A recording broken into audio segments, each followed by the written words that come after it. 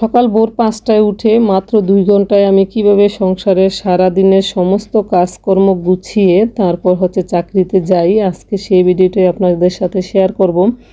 আজকে একেবারে সকাল ভোর থেকে সারা দিনের একটা ভিডিও নিয়ে আসলাম বন্ধুরা। হ্যালো এভরিওয়ান, আসসালামু আলাইকুম। আশা করি সকলে ভালো আছেন। একেবারে সকাল ভোর ৫টায় উঠে গেছি। এত পরিমাণ অন্ধকার, বাহিরে একটু দেখাচ্ছি আপনাদেরকে। একটু অ্যাডজাস্টমেন্টের কারণে ভিডিওতে বোঝা যাচ্ছে একটু আলো আছে, কিন্তু এখন কিন্তু প্রচুর অন্ধকার বাহিরে। এই যে এটা আসল ভিউটা আর কি। তো সকাল ৫টায় উঠে তো প্রথমে আমি নামাজ পড়ে আল্লাহর নাম নিয়ে আজকের দিনটা শুরু করলাম। আর রান্নাঘরে চলে আসছি। তারপর দেখেন এখানে আমি রুটি তৈরি করে নিছি, আর এখানে পেঁয়াজ কেটে নিচ্ছি তরকারি রান্না করার জন্য। আর পাশের চুলায় এই যে করলা ভাজিটা করতেছি। ইদানিং গ্যাসের এত প্রবলেম শুরু হয়েছে। এটা এক চুলার মধ্যে দেখেন গ্যাসের চুলার যে ইটা আছে লোহার, ওটা আমি উল্টাভাবে করে দেন আর কি করলাটা ভাজি করতেছি। একটু পরে গ্যাস একেবারেই চলে যাবে। তো খুব তাড়াহুড়োর মধ্যে কাজগুলা করতে হয় সকালবেলা। আর চাকরিজীবী মায়েদের তো কোনো কথাই নেই। তো এখানে আজকে সব দিক দিয়ে বিপদ, কারণ মুরগিটাও আস্ত ছিল ফ্রিজে। মুরগিটাও এখন কেটে নিলাম, কেটে এখন ভালো করে ওয়াশ করে নিচ্ছি। আর রাইস কুকারে আমি ভাত চড়াই দিছি, কারণ ভাতটা হইতে সময় লাগে। এদিকে রাইস কুকারে ভাত হতে হতে কিন্তু আমার এখন বাজে ঘড়িতে দেখেন ৬টা ২৪ বেজে গেছে। আমি রাইস কুকারে ভাত রান্না করে আর করলা ভাজিটা হয়ে গেছে। এখন চলে আসছি ঘরে। আর এখানে আমি চুলায় কিন্তু মুরগির মাংসটা বসাই দিয়ে আসছি। আমি যদি সম্পূর্ণ রান্না কমপ্লিট করে তারপর ঘরে আসি, তাহলে কিন্তু আমি একদমই কাজ কমপ্লিট করতে পারবো না, কারণ আমাকে যে ৭টা ৪০-এর মধ্যে বের হয়ে যেতে হবে। আর আজকে এই ২ ঘন্টার মধ্যে কীভাবে সারাদিনে কাজকর্মগুলো করি সেটাই আপনাদের সাথে শেয়ার করব।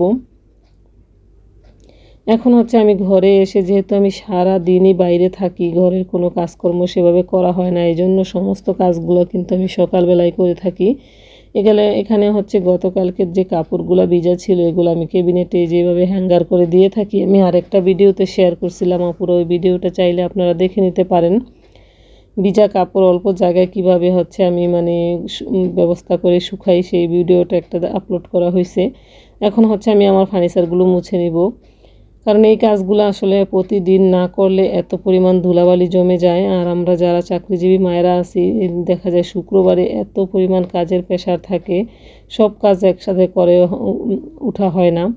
তো আমি সকাল সকাল প্রত্যেক দিন মুছি না, যেদিন একটু টাইমটা বেশি থাকে ওই দিন এভাবে মুছে পরিষ্কার করে রাখি। মাঝে মাঝে ওয়াশ করি, না হলে একদিনে আমার খুবই কষ্ট হয়ে যায়। আর যারা চাকরি বাকরি করেন তারা কিন্তু এভাবে করে নিতে পারেন।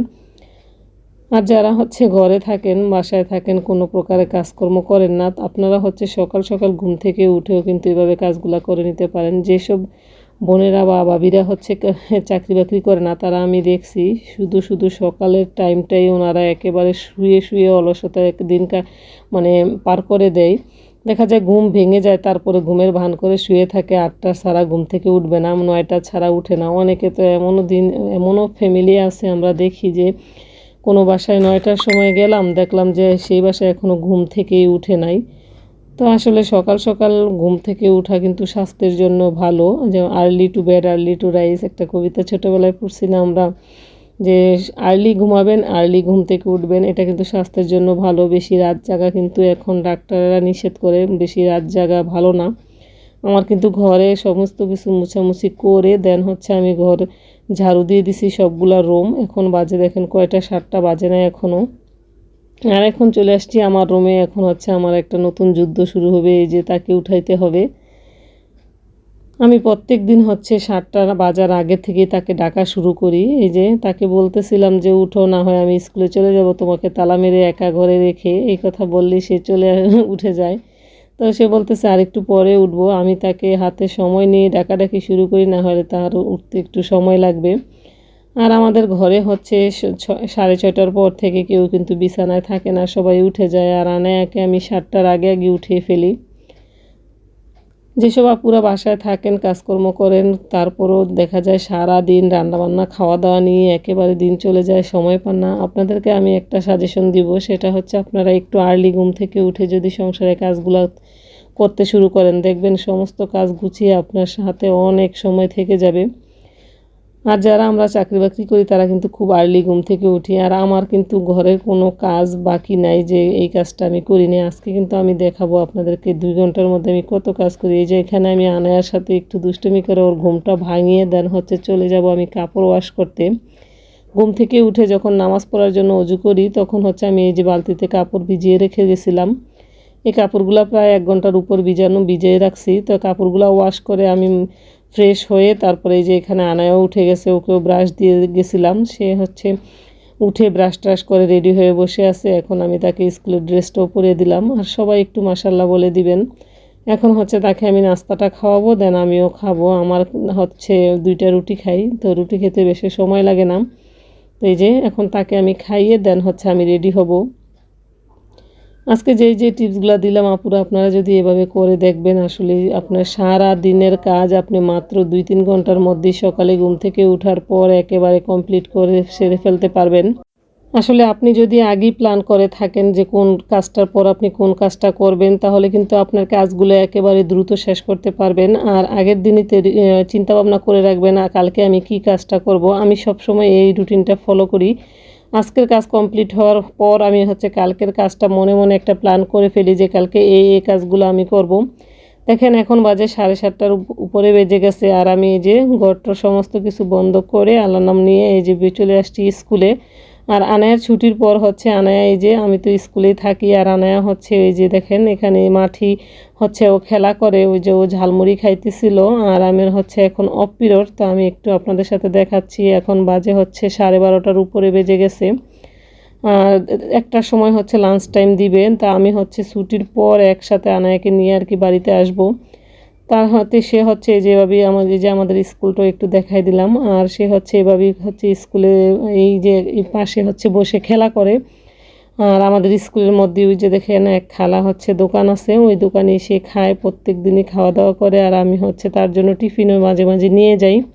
তো আজকে কোনো প্রকার টিফিন নিতে পারি না, এই জন্য হচ্ছে সে কিনা খাবার দিয়ে চালিয়ে দিতেছে আর কি।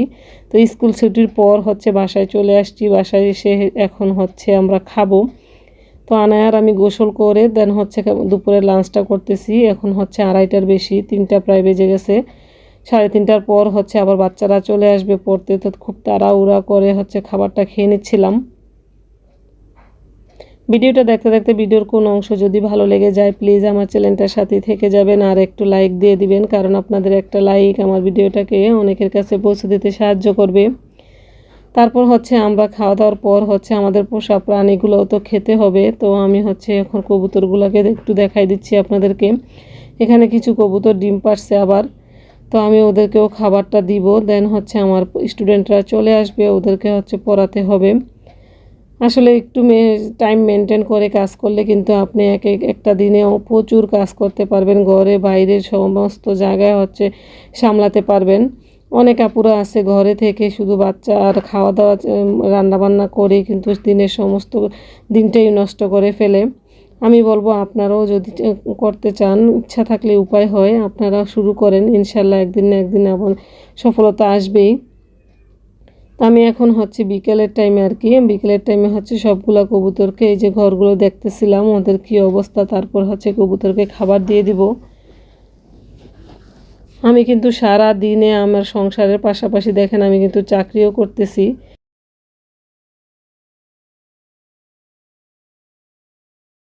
অলসতায় টাইম না কাটে যদি একটু চাকরি বাকরি করেও কিছু টাকা আর্ন করতে পারেন তাহলে তো সেটা আপনার জন্যই ভালো এবং আপনার সংসারের জন্যই ভালো হবে।